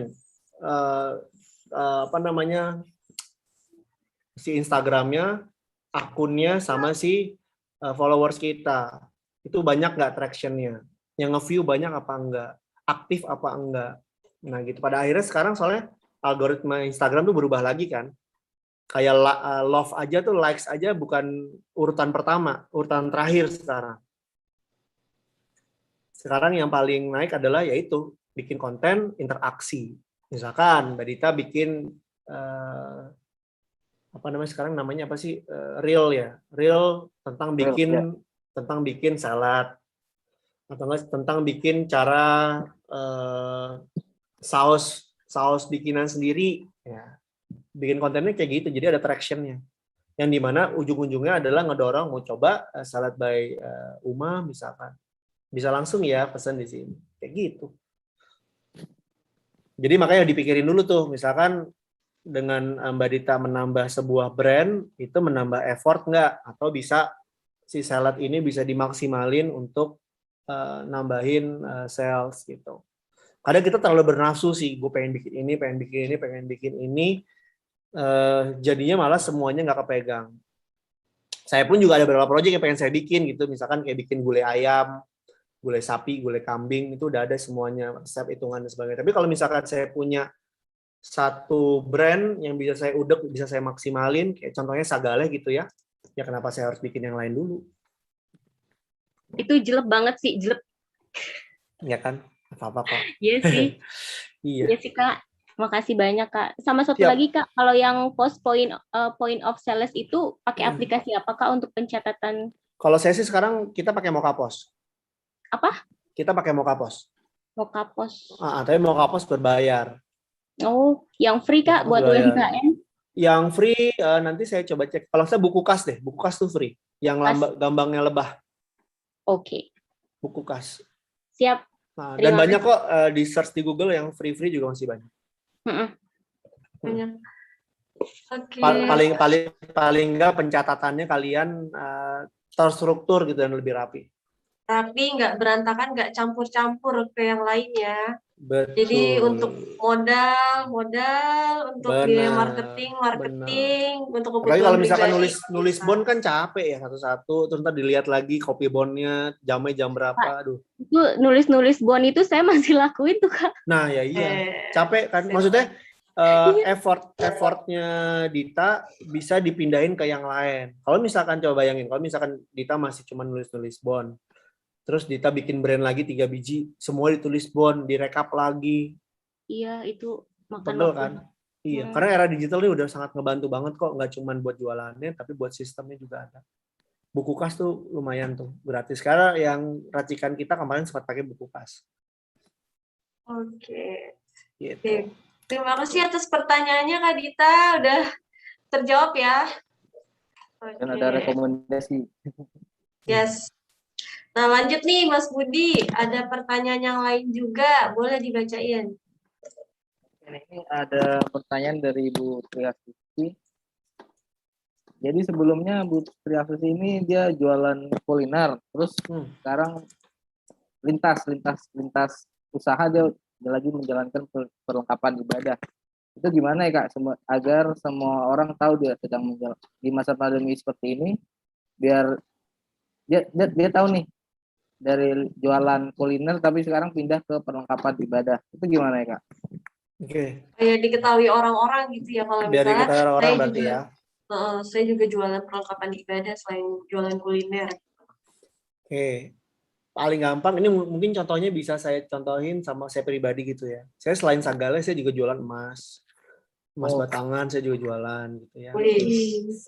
Tapi ya itu juga nggak saya plotting banyak, jadi saya cuma ada partner saya yang emang dia udah ngambil banyak, ya saya ntar tinggal ada bayarnya saya tinggal ambil gitu. Pertama berarti kan mengeset bahwa gimana sih biar orang tahu gue jualan alat ibadah gitu ya. Banyak-banyak posting aja di Instagram. Itu yang pertama, banyak posting. Terus makanya kayak kalau saya jualan emas tuh selalu nggak cuman ayo yang mau misalnya investasi gitu ya, tapi saya sisipin informasinya kayak misalkan daripada uang lo hilang di sini mau nggak lo investasi di emas, tuh kasih tahu perhitungannya kalau emas buat jangka panjang tuh seperti apa dan sebagainya. Ini emas batangan ya. Terus sama halnya juga kayak misalkan tadi yang jualan alat ibadah gitu, barang-barang ibadah, misalkan kalian tadi jualnya misalkan sejadahnya yang empuk, ya kasih tahu kalau itu sejadah yang empuk yang enak buat sujud, atau enggak mukenah gitu, mukenahnya yang enak buat sholat, bahannya lembut. Nah itu harus didorong. Jadi dikasih tahu keunggulannya ya, bedanya itu dari dia. produk lain. Nggak cuma jualan doang, sama harganya. Intinya kan tadi pertanyaannya gimana sih biar orang tahu? Ya biar orang tahu kita posting. Kadang kita tuh pengen orang tahu tapi kita males posting. Iya, betul. Berasa banget kok. Nah, berasa banget waktu racikan kita gitu ya. Awal-awal pandemi gue panik. Cuma bisa buat ngegaji karyawan doang.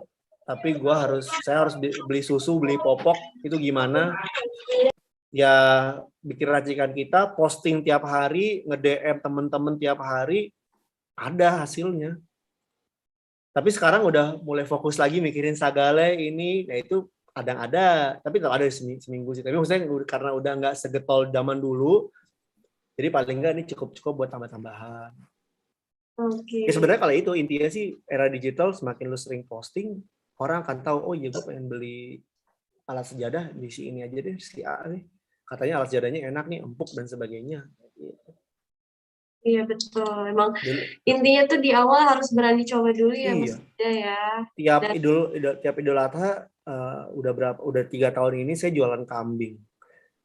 Ya sebulan sebelum itu potong, saya udah woro-woro ke target saya sudah tahu nih siapa aja nih, palingnya satu keluarga. Habis keluarga, teman-temannya keluarga, saya punya berapa komunitas, saya tembak, gue sang jualan kambing nih buat Idul Adha. Ya orang saya udah tahu kalau tahun depan gue ntar kambing lagi sama lu ye. Tapi kan yang pada saat dari teman-teman terdekat dulu, keluarga dulu ya. Paling gampang kalau saya selalu bilang kita stepping stone-nya kalau memang tidak bisa langsung jauh, carilah yang terdekat. Karena kadang kita selaku business owner kadang pengen banget kan, gue langsung pengen banget kayak gue punya coffee shop, gue pengen banget kayak Penangan misalkan. Gue pengen banget langsung kayak Tuku gitu misalkan. Itu kan jauh banget, ada prosesnya. Jadi paling enggak gue pengen jadi Tuku kayak gue pengen banget jadi Tuku tapi untuk di kelas komplek gue misalkan. Jadi stepping stone-nya tuh jangan yang langsung jauh, yang dekat-dekat aja dulu. Dari yang dekat nanti rasain pengembangannya. Oh iya gue udah bisa melangkah lagi ke tangga berikutnya, tangga kedua, tangga ketiga gitu. Betul. Jadi bertahap ya Mas Dida ya, dan kecuali memang kita udah disuntik modal besar. Itu beda lagi ceritanya. Itu beda urusan. Iya. Tapi kalau misalkan kita memang modalnya terbatas gitu ya, tidak terlalu banyak, ya udah stepping stone-nya dirasain aja. Ya itu yang juga dirasain sama Sagale sih. Sagale modal cuma 8 juta, itu uang udah terakhirnya punya kita dibagi, ya udah kita marketnya siapa dulu nih? Ya kita punya teman-teman yang followersnya banyak, itu deh kita tandain, tolong dong bantuin bisnis gua, cobain rasanya enak apa enggak, masukannya apa. Udah dari situ kita maintain teman-teman kita, dari kita maintain, alhamdulillah di tahun berikutnya memang Sagale ada teman yang suka mau bantu mengembangkan, ada investornya. Udah dari situ berasa itu. Tahun depannya buka di Pondok Indah. Oke, stepping stone-nya apa lagi? Dari Pondok Indah, pengembangan lagi. Kita punya toko di sini, punya toko di situ. Jadi, ya kadang ya itu sih ego kita ya, selaku business owner, pengen langsung naik, tapi nggak ngelihat langkahnya kita kuat apa enggak. Kalau saya sih mendingan yang naiknya pelan-pelan, tapi nanti nggak turun-turun, daripada naiknya cepet, tapi turunnya langsung sakit banget. Banyak tuh yang kayak gitu sekarang ya Pak. Banyak deh, mau dihitung semuanya. Jadi kadang orang pengen bilang udah bisnis mah jalan aja dulu. Bener, jalannya dulu, tapi paling tidak kita nge-research sedikit, ada hitung sedikit. Iya. Tapi juga ya itu kadang kita pada saat itu kita takut juga kan ngelangkahnya gimana. Pada saat udah ada ketakutan melangkah itu bagus, dilangkahin aja. Oke. Ini ada pertanyaan berikutnya nih Mas Dida dari Ibu Suratmi Damar. Pertanyaannya gini, Kak, saya kan bisnisnya musiman, gimana cara bikin brandnya? Musiman tuh seperti apa dulu? Saya gimana juga kemarin bisnis musiman tuh sapi sama kambing. Nah, itu dia. Berarti tergantung tanggal merah kali ya. Iya.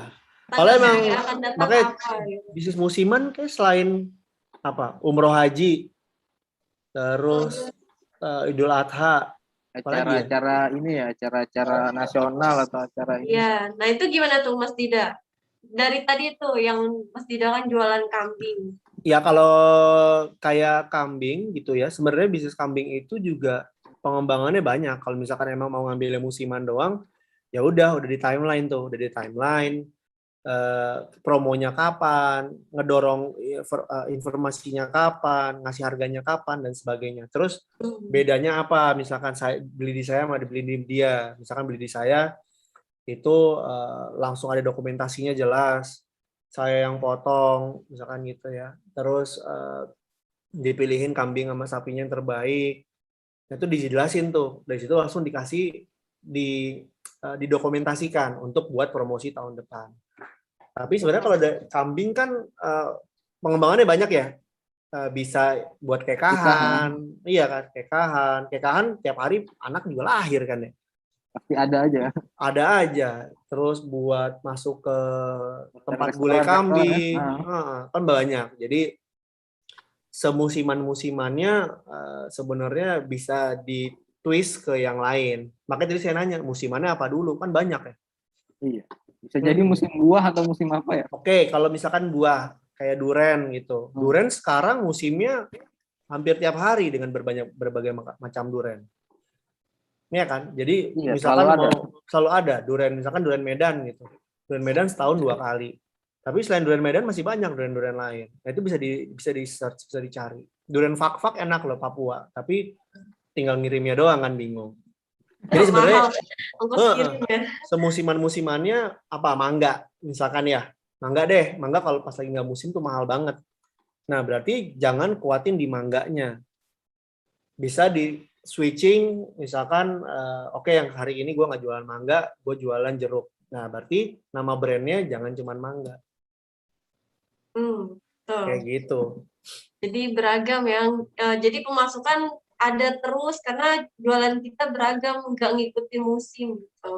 Iya, dan masih bisa banget dicari jalan keluarnya si musiman itu sebenarnya. Mas tidak. Nah, ini ada pertanyaan berikutnya lagi nih. Dari Kak Kairunisa. Kak, mau tanya, dengan banyaknya usaha kopi sekarang, apa tips dan triknya untuk bisa tetap survive? Makasih, Kak. Betul banget tuh, Mas Dida. Kan banyak coffee emang. shop banyak banget. Jadi kayak orang juga jalan di mana aja tuh coffee shop, kopi. Nah, ya. Cara survive-nya tuh gimana? Oke, yang pertama tadi, kita sih Sagale tidak pernah lari dari unique selling point kita. Jadi dari gulanya itu nggak pernah kita ganti, ya akan itu terus. Itu yang pertama. Kedua, memang service itu harus nggak boleh tuh meleset. Karena dengan coffee shop udah banyak, service meleset, udah tuh mereka akan kabur pasti. Jadi saya selalu bilang sama tim kita tuh bahwa ya lo namanya jualan yang namanya jasa gitu ya, hospitality gitu, yang nggak boleh asal jualan. Namanya kita harus customer namanya raja tuh ya benar, kita harus memplease sekali, silakan masuk, menservis dia seakan-akan tuh ya lu nyaman di sini deh pokoknya gitu. Itu yang kedua. Yang ketiga, apabila ada komplain, ini dari pertama sih, apabila ada komplain kita selalu langsung jawab, langsung dikasih gantinya seperti apa, jalan keluarnya seperti apa. Nah, komplain itu jangan dianggap enteng, jadi harus kita kasih solusinya, jalan keluarnya seperti apa komplain itu. Customer kan datang ke toko kita kan penuh dengan kebingungan kan. Nah, kita selaku pebisnisnya yang ngejalaninnya harus tahu memberikan jawaban atas kebingungan mereka gitu. Yang berikutnya adalah ya kita bikin promo. Misalkan di tanggal-tanggal tua kita udah tahu nih, oh ini tanggal tua nih, kita bikin nih promo buy to get one, atau enggak, oh si kopi susunya kita atau kopi karamelnya nggak laku, kita bikin promo, kita dorong. Terus kita bikin inovasi. Terus kita bikin kegiatan-kegiatan. Habis itu kalau Sagale juga ya ads, iklan. Paling nggak biar ngasih tahu bahwa Sagale tetap ada loh. Karena memang pilihan coffee shop sekarang banyak banget. Coffee shop banyak banget, tinggal kita unggulannya apa sih? Keunggulannya kalau Sagale kita nggak masang musik yang berisik, kita masangnya ambience burung, ambience air, jadi orang nyaman di situ. Yang nggak dipunya di semua coffee shop. Oke, jadi ada ciri khasnya. Yes. Oke, ini karena waktu kita udah membatas akhir nih Kak. Ada satu pertanyaan lagi untuk pertanyaan terakhir ya, pertanyaan pamungkas. Dikira sampai sore Mas Budi. Enggak ya? Enggak ya? Oke, satu lagi nih pertanyaan terakhir nih. Boleh. Yang paling sulit itu bagaimana untuk membina dan merekrut tenaga kerja yang cocok untuk pengembangan usaha kita nih. Ya, bagaimana kita merekrut tenaga kerjanya itu? Gimana kerja? Ya, pada akhirnya emang SDM selalu menjadi masalah ya buat pebisnis gitu. Tapi masalah itu bukan berarti tidak bisa kita selesaikan. Ya, mau nggak mau memang kita mencari apa yang kita butuhkan. Misal, kayak Sagale sekarang setiap ada buka lowongan barista gitu contohnya ya. Kita mencari yang less drama. Less drama itu dalam arti kata, dia mencari kerja untuk apa, kita tanya. Kemudian dia suka kopi apa tidak. Kalau nggak suka kopi ya nggak akan kita terima. Karena kita jualannya kopi, masa dia nggak suka kopi? Ya, gimana Ya mau kan? rasain ya? Itu dia. Terus yang ketiga, kita sampai sedetail bahwa mencari kayak kebanyakan memang yang kan yang nggak lulus, nggak akan nerusin kuliah gitu ya. Kita nanya 5 tahun ke depan dia mau jadi apa, mau ngapain. Di dunia hospitality tuh coba-coba atau enggak. Kalau dia coba-coba sih itu udah kita kuningin tuh. Maksudnya buat backup aja. Karena dunia hospitality itu kan susah ya. Kita tuh membuat senang customer tuh susah. Apalagi kalau kita lagi bete. Kalau kita lagi bete, mau nggak mau kita tetap harus senang. Karena kita hospitality gitu. Nah ini banyak yang orang-orang nggak tahu, orang-orang yang pengen kerja nggak tahu kalau hospitality itu seribet itu. Jadi mau nggak mau, ya kita kasih tahu di depan. Jadi di depan itu udah kita kasih tahu tuh pahit-pahitnya seperti apa. Nah kita mencari orang yang merekrut orang yang benar-benar sesuai yang kita mau. Kita tanya tuh semuanya. Sampai logikanya gini.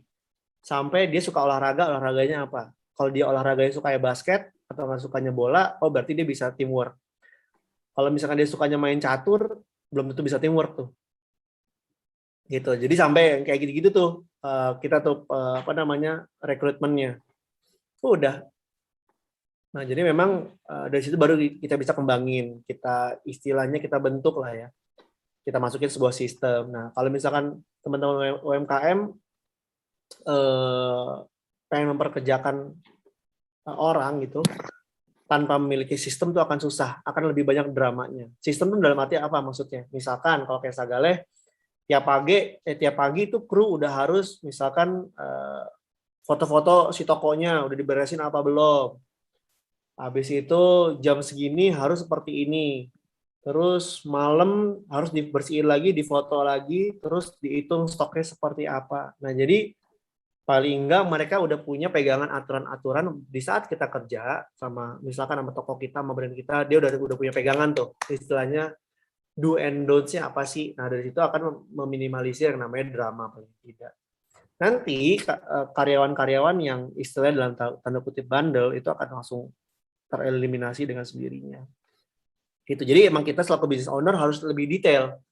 Lebih detail, kita pengen sama-sama enak di sini kan. Mereka kerja, kita pengen bisnis kita jalan. Ya udah kita harus bikin sistem. Gitu. Gitu sih. Jadi pegawai kita juga punya ini ya, ada apa ya, biar tertib gitu, biar disiplin, nggak sembarangan kerja sama kita gitu, supaya usaha kita juga berjalan dengan lancar. Betul sekali. Oke deh, sip. Gitu. Biarpun bisnis kecil ya, mau bisnis kecil, mau bisnis gede gitu, malah lebih enak kita mulai dari yang kecil. Jadi kita tahu. Kalau Sagale waktu itu mulainya udah di toko ketiga, jadi agak effort tuh bikin sistemnya apanya gitu. Jadi kalau misalkan teman-teman punya bisnis yang benar-benar baru mulai, coba deh didetailin kayak sistemnya. Oh, gue ntar kalau punya karyawan, gue mau seperti ini. Sampai kerapihannya gitu loh, sampai kayak lu jangan pakai sendal ya kalau kerja kayak gitu tuh dikasih tertulis. Jadi biar kita ngebentuk brandnya juga lebih maksimal. Pas sudah gede, lebih mantep lagi. Pada saat ada investor, namanya investor kita nggak pernah tahu loh. Namanya rezeki itu bisa datang kapan saja. Pas lihat ini ke tokonya kecil tapi kepikirannya detail-detail seperti ini. Nah nanti ujung-ujungnya kalau ngomongin soal investor, ujung-ujungnya adalah dia ngelihatnya dari sistem yang kita punya apa aja, terus POS sudah punya apa enggak, sama sistem keuangan. Pembukuannya seperti apa. Nah bayangin kalau misalkan teman-teman masih menggunakan bond. Pembukuannya juga masih ditulis. Nah, investor tuh bakal ngelihatnya ke situ. Gitu sih. Oke, sih. Ini sesi tanya jawab udah selesai ya Mas Budi ya? Iya, oke, mantap nih, isinya daging semua ya nggak? Daging semua, Masya Allah. Ilmu dan share pengalamannya ya dari Mas Dida. Siap. Nanti saya sebenarnya di komen akan ngasih nomor telepon kalau misalkan teman-teman mau ada yang mau bertanya-tanya atau kita sekedar berteman gitu. Ya insya Allah kita bisa berkabaran lah ya. Boleh. Nah, jangan pergi dulu nih teman-teman karena kita mau dokumentasi dulu buat hari ini. Nanti nyalain kamera ya. Rapi-rapi dulu deh sekarang teman-teman, siap-siap ya. Yang belum pakai kerudung silakan pakai kerudung dulu. Yang mau sisiran sisiran dulu. Tapi jangan pakai catokannya teman-teman, nanti lama. Oke. Sebelum itu Mas Budi, kita juga mau promosi nih tempat kumpul kreatif itu ada Instagramnya. Mungkin teman-teman ada yang belum follow, silakan di-follow di Instagram. Namanya Tempat Kumpul Kreatif JKT Timur. Oke. Selain itu Mas Budi, boleh diinfoin teman-teman nih untuk jadi member TKK. Oke, untuk jadi member TKK sebenarnya ada linknya, nanti kita kirim langsung di linknya aja, atau di IG TKK juga udah ada tuh, di link tree-nya tinggal klik aja di situ, bisa langsung gabung di member TKK Jakarta Timur. Seperti itu. Betul. Nah, selain itu ini juga nih Mas Dida dan Sagaleh. Nah, teman-teman kalau misalnya pengen mampir ke Sagaleh, tadi udah dikasih tahu sama Mas Dida, itu ada di Jalan Wijaya ya, di ada di daerah Wijaya. Blok M, teman-teman. Betul, ada di Wijaya, Jalan Wijaya 9, atau kalau lagi ke mall ke PIM, ada di PIM 1. Terus kalau lagi di Duren 3, baru buka tuh, ada di tempat skate park di Duren 3. Kalibata ya, ada? Kalibata benar. Atau kalau mau lagi main ke daerah Bintaro, juga ada di sektor 9. Nah, tuh. Kalian bisa Daerah Timur belum ada nih, daerah Timur berarti nih. Jakarta Timur belum ada nih, lagi nyari tempat. Nah, memang target tungguin utama aja juga tuh, Jakarta Timur. Di PKK kali waktu itu. Apa? Buka di PKK, bisa di PKK. Oke deh. Siap. Nah, nanti teman-teman cobain, pasti penasaran apa sih yang dibilang Mas Dida nih, bener nggak sih Sagaleh ada ciri khas yang katanya gulanya nggak ganti-ganti, gimana sih emang rasanya gitu ciri khasnya, terus main ke tempatnya biar ngerasain Sagaleh itu tempatnya apa sih tadi, nggak pakai musik ya, nggak pakai musik ya Mas. Terus juga kabarnya nggak ada smoking room juga ya Mas Dida ya? Kita smoking room di depan semua sih, di bagian parkiran. Jadi kalau di dalamnya pun juga nggak ada. Oke, jadi kalau udah masuk ke dalamnya udah nyaman, nggak ada asap rokok ya? Tidak ada asap rokok. Lebih sehat lah insya Allah. Nah, saya pengen mengarahkan customer biar lebih sehat.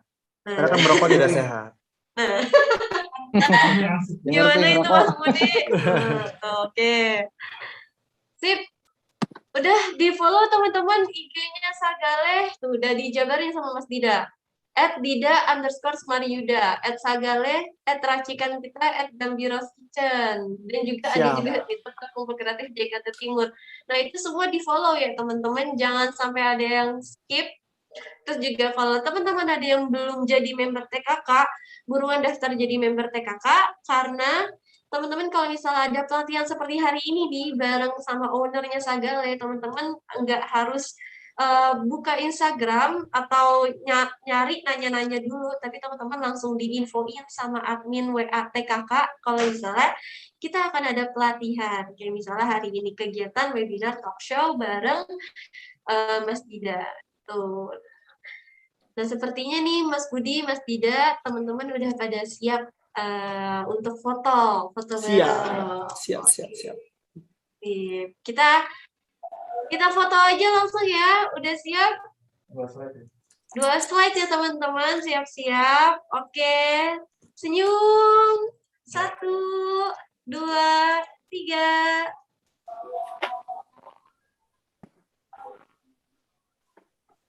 Oke. Sekali lagi, slide kedua. 1, 2, 3. Oke, sip. Terima kasih banyak, teman-teman. Terima kasih untuk para peserta atas kehadirannya dan waktunya. Juga terima kasih banyak buat Mas Dida. Terima kasih banyak atas sharing ilmunya yang sangat bermanfaat. Dan Mas Budi, silakan statement terakhir. Closing statement dari Mas Dida dong. Kan bukan saya narasumbernya. Closing statement dari Mas Dida. Terakhir Mas Dida. Ya, yang penting tetap semangat aja. Rezeki udah ada yang atur. Kemudian kadang jangan terlalu panik melihat keberhasilan orang, tapi jadikan keberhasilan orang itu adalah pelajaran dan buat penyemangat. Gitu. Jadi kadang kita terlalu capek untuk melihat orang, apalagi era digital ini ya. Jadi positifnya kan lebih mudah, negatifnya banyak toksiknya juga sebenarnya.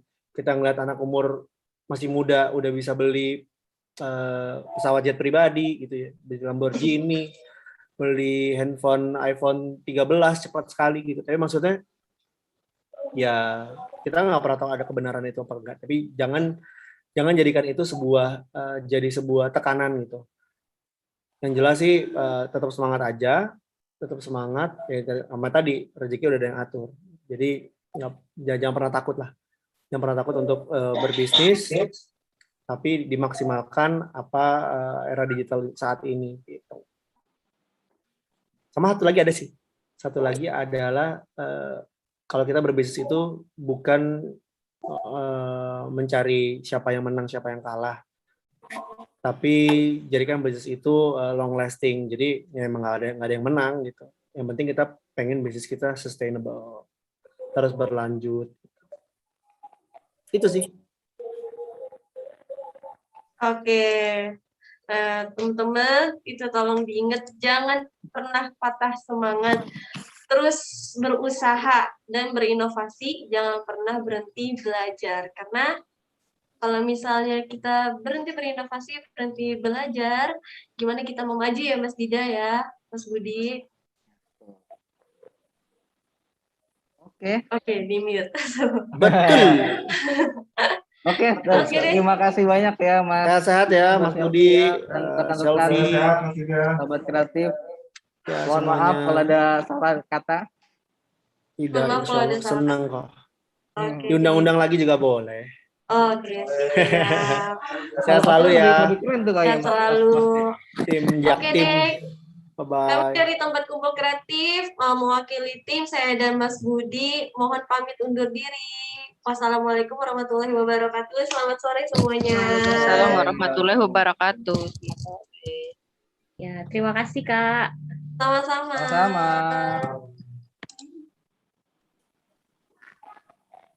And just wanted to, for the sake of all of us Earthlings out there, just wanted to say, we love the Earth, it is our planet. We love the Earth, it is our home. We love the Earth, it is our planet. We love the Earth, it is our home. Hi, I'm a baboon. I'm like a man, just less advanced, and my anus is huge. Hey, I'm a zebra. No one knows what I do, but I look pretty cool. Am I white or black? I'm a lion cub, and I'm always getting licked. How's it going? I'm a cow. You drink milk from my tits. I'm a fat fucking pig. I'm a common fungus. I'm a disgruntled skunk, shoot you out my butthole. I'm a marijuana plant, I can get you fucked up. And I'm Kanye West. We love the Earth, it is our planet. We love the Earth, it is our home.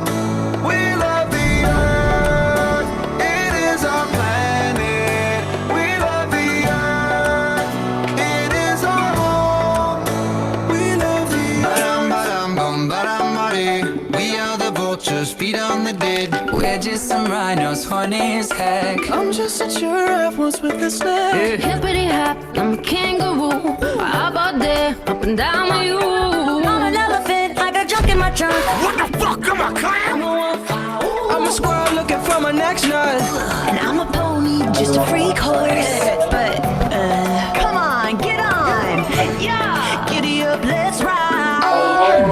H, baby, don't let me in. I'm a koala and I sleep all the time, so what, it's cute.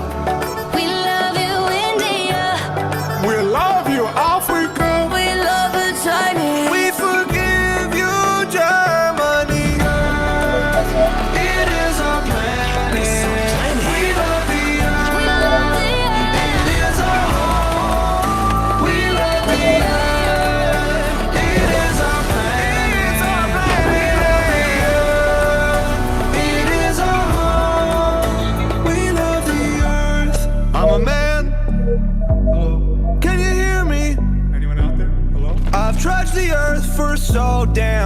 young and still don't know shit.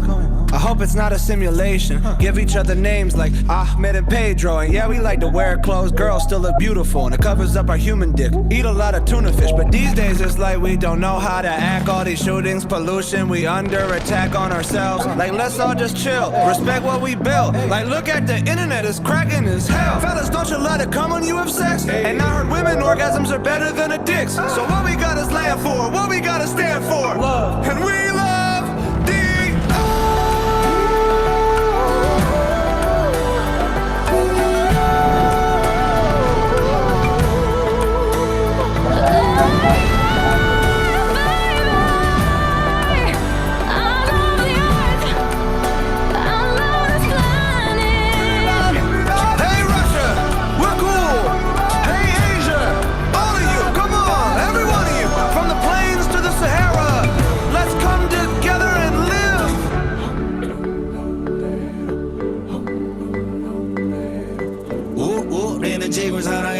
amamos la tierra. Woman ha dicho. Come on, everybody. I know we're not all the same, but we're living on the same Earth. Have you ever been to Earth? Everyone who's listening has been to Earth, Ariana. We're not making music for aliens here. Are we gonna die? You know what, Bieber? We might die.